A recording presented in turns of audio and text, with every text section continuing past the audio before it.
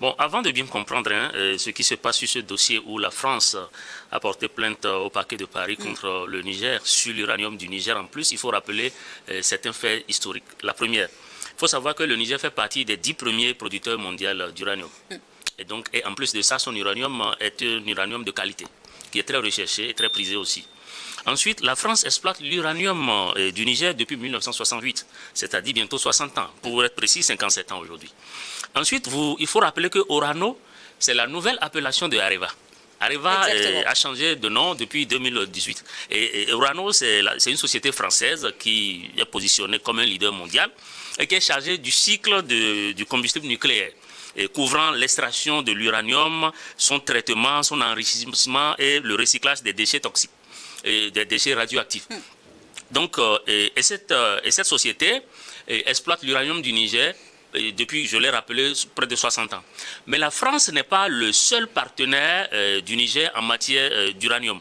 Il y a également la Chine, il y a également le Canada, et je pense qu'il y a aussi une autre mine qui est exploitée par d'autres nationalités. Et donc, il faut également noter que, historiquement, la France achète l'uranium du Niger à un prix conventionnel. C'est-à-dire que c'est une entente entre les différents gouvernements successifs, gouvernement contrôlé justement sous l'influence de la France, bien sûr. La France est arrivée même dans des années antérieures à acheter l'uranium du Niger à 2500, 3000 francs, 4000 voire 5000 francs le kilogramme. C'est déjà arrivé de par le passé. Mais jusqu'en 2020, la France achetait l'uranium du Niger au prix conventionnel, si vous voulez, qui ne respecte pas le prix international, de 68 € le kilogramme. 68 € le kilogramme, ça fait dans quoi? Ça fait dans l'ordre de 44 000 francs, si je ne me trompe pas. Et aujourd'hui, une société russe achète l'uranium au Niger au prix de 100 000 francs CFA, à peu près, par kilogramme. Mais depuis la nationalisation. Depuis la nationalisation intervenue en 2025. Mais en clair, qu'est-ce qui s'était passé?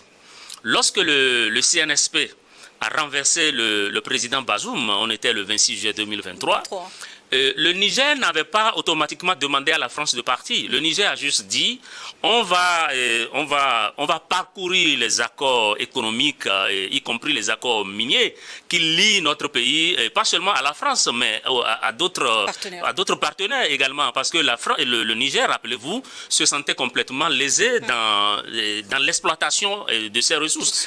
Pendant que des gens venaient prendre l'uranium et les ressources minières du Niger et allaient développer chez eux, le Niger, lui, vous le savez, est classé régulièrement par les Nations Unies comme étant l'un des pays les plus pauvres parlant d'indice humain de développement.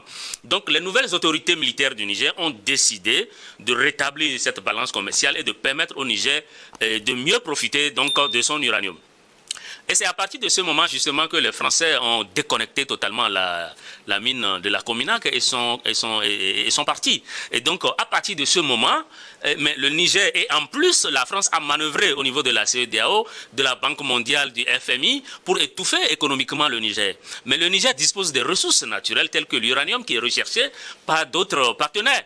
Et donc à partir de ce moment, le Niger a décidé de nationaliser donc sa mine qui était en exploitation par la France. Et donc la nationalisation suppose la reprise en main par l'État du Niger et de son uranium. Et la suite de l'événement, c'est donc cette plainte déposée auprès du parquet de Paris contre le Niger, et donc du gouvernement contre le gouvernement du Niger. Mais parmi les faits historiques que vous avez cités, il faudrait quand même souligner ce scandale en 2023 à 2024 lié à la mauvaise gestion des déchets sur le site d'exploitation. Oui, ça, c'est l'un des épisodes en fait de ce théâtre-là. Et en réalité, ce qui s'est passé, il faut reconnaître, il y a eu cette affaire de mauvaise gestion des déchets, mais aussi que la France a toujours l'habitude dans les pays où elle n'est plus la bienvenue, où elle est déclarée, si vous voulez, entre guillemets, puissance non grata, elle a l'habitude d'adopter ce qu'on appelle la politique de la terre brûlée. Rappelez-vous ça, la France, elle est carrément coutumière de ces fêtes. Rappelez-vous sous Sékou Touré en Guinée, comment la France a fait. Rappelez-vous également au Cameroun, entre 1955 et 1971, comment la France a fait raser des écoles, fait évacuer du bétail, etc. Rappelez-vous de la guerre d'Algérie entre 54 et 62. Vous avez vu quel a été le comportement de la France. Et puis, on se souvient de Madagascar en 1947 et 1949. Donc, les faits, c'est une habitude de la France. Quand vous la chassez de quelque part, elle sème le trouble et elle s'inscrit dans une politique de la terre brûlée. C'est-à-dire qu'après elle ne voudrait plus du tout que les gens profitent de rien du tout. Or, ici, observez très bien que la mine d'uranium appartient au Niger. Comment peut-on aller porter plainte dans son propre pays, c'est-à-dire en France, contre le Niger, à propos des mines qui appartiennent à l'État du Niger, aux enfants du Niger, en France? C'est tout simplement scandaleux. Officiellement, à Niamey, les autorités nigériennes doivent honorer donc une commande russe, mais la France parle de disparition de la matière, donc de l'uranium. Que révèlent les enquêtes ouvertes donc au niveau de Paris? Non. La France essaie d'organiser une tempête dans un verre d'eau. En réalité, il n'en est absolument rien du tout. Et je vous ai dit tout à l'heure que lorsque le CNSP a pris les commandes, les rênes de la République du Niger, et le CNSP n'a pas demandé automatiquement à la France de partir. Il a été plutôt question que les accords soient revus, parce que la balance commerciale, elle est vraiment déséquilibrée. Et la France achetait l'uranium, comme je vous l'ai dit, au prix de 5 000 francs CFA et 44 000 francs. Alors que le Niger a besoin d'argent dans le contexte de sanctions. Il faut que le Niger continue à financer d'abord la lutte antiterroriste, à payer les salaires et à développer le pays. Et face à cette urgence de besoin d'argent, le Niger a tout fait. D'abord, la France est partie en bloquant la mine, c'est-à-dire en déconnectant la mine. Mais le Niger, avec ses propres techniciens et ses nouveaux partenaires, ont tout fait pour redémarrer la production. Justement, et quand la production est redémarrée, le Niger a trouvé enfin des acheteurs, notamment russes, qui ont décidé d'acheter. Les faits se produisent au Niger sur le sol nigérien. Mais pourquoi la justice française se saisit-elle de cette affaire? Mais la saisine de la justice française, ça signifie simplement que la France est désespérée et que la France n'a plus aucun moyen de pression en Afrique sur le Niger. C'est ce que ça signifie. Et c'est la preuve palpable que le Niger a repris main sur son uranium. Et vous savez que les pays de l'AES, depuis un certain temps, ont pris sur eux la responsabilité d'aller vers une souveraineté, pas seulement politique, mais aussi en ce qui concerne leurs ressources minières. Et c'est la preuve qu'effectivement, le Niger a repris en main ses ressources. L'enquête évoque donc un vol en bande organisée au profit d'une puissance étrangère. La sortie d'enchargement d'uranium fin novembre était-elle autorisée et tracée par les autorités du Niger? Non, mais bien sûr, c'est une opération qui est complètement menée par le gouvernement du Niger. Et le Niger a eu la technicité nécessaire qu'il faut pour redémarrer la mine et pour également trouver d'autres partenaires. Et vous avez vu le prix auquel le nouveau partenaire achète l'uranium, un prix qui avoisine les 100 000 francs par kilo, contrairement à celui de la France qui n'atteignait même pas, disons, 45 000 francs. Donc, nous sommes dans une situation où l'uranium appartient au Niger. Et cet uranium, la France en a vraiment, vraiment besoin dans un contexte où la guerre en Ukraine a révélé effectivement que, et aussi le rapprochement de Donald Trump de la Russie, les Européens ont compris qu'il faut se réarmer. Et comment se réarmer, comment fabriquer des bombes, des munitions aujourd'hui sans l'uranium? Voilà pourquoi la France a effectivement besoin de cet uranium. Et face à son impuissance et à sa perte d'influence dans la région, la France a trouvé juste cette parade pour organiser comme je l'ai dit, cette tempête d'eau dans un verre d'eau qui n'ira absolument nulle part. Donc c'est sans effet sur la nouvelle dynamique qui est en cours au Niger et dans l'AES. Une autre question peut-être d'ordre encore technique. La nationalisation de la Somaïr s'est opérée donc en juin dernier, on s'en souvient, mais cette mutation a-t-elle selon vous modifié les règles de contrôle, de sécurité ou de propriété de l'uranium extrait au Niger? Non, aujourd'hui le yellow cake, car c'est de ça qu'il s'agit. Le yellow cake, c'est l'autre appellation de l'uranium enrichi. Aujourd'hui, le Niger dispose complètement de la technicité et de l'expertise qu'il faut à partir de l'extraction, de sa manipulation, de son empotage, jusqu'à son transport logistique. D'ailleurs, tout sur la chaîne.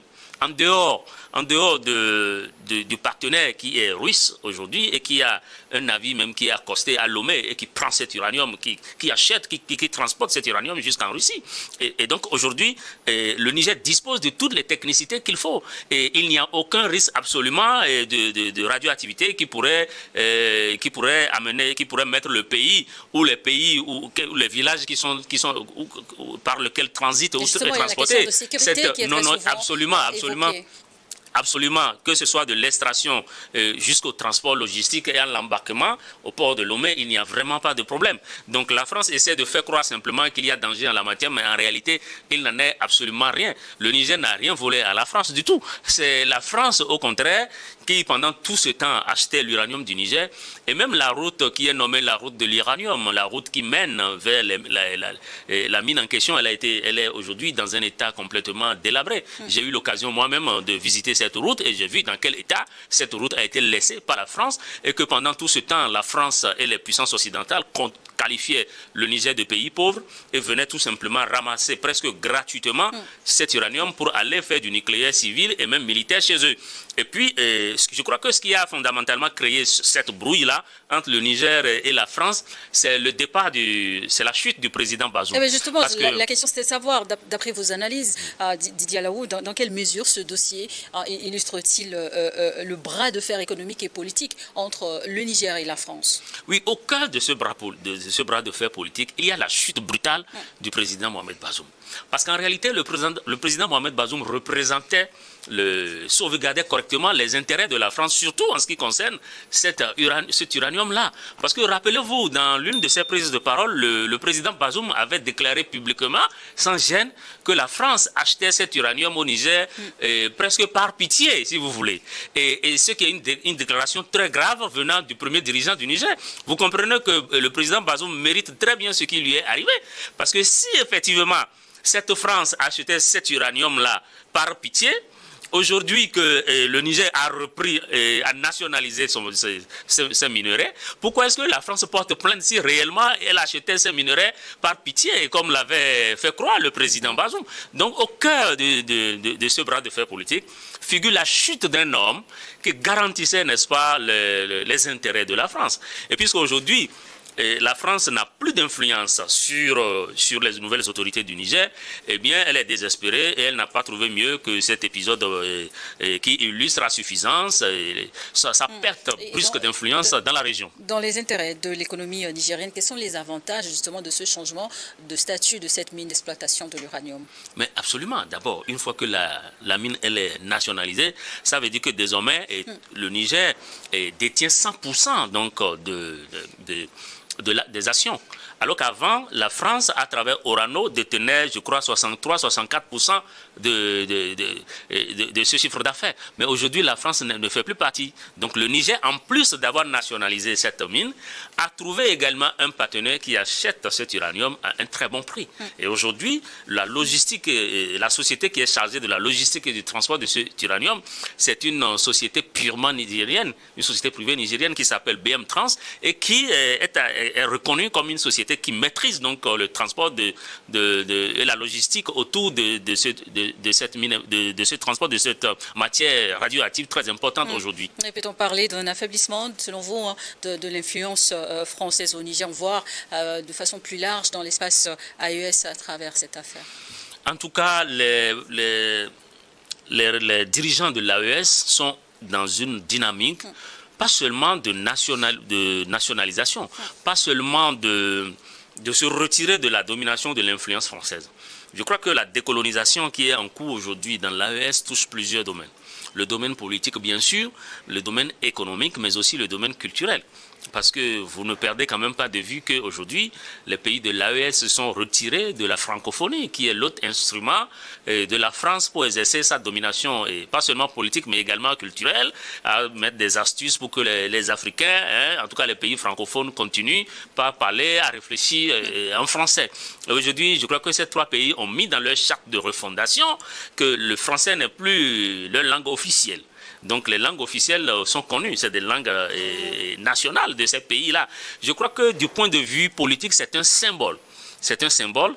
Eh bien, pour que le français, avec le temps, disparaisse complètement, ça va mettre du temps, mais au moins, la symbolique, elle est bien présente. Non, mais le français reste la langue de travail. Absolument, ça reste la langue de travail, mais le fait de mettre dans la charte de transition que le français n'est plus la langue officielle, c'est déjà un symbole. Donc, pour dire simplement que ces pays ne sont plus aujourd'hui dans la dynamique de retrait tout simplement de l'influence française, mais sont dans la dynamique de donner un contenu réel économiquement, y compris sur la responsabilité des pays sur leurs ressources naturelles. Pour l'heure,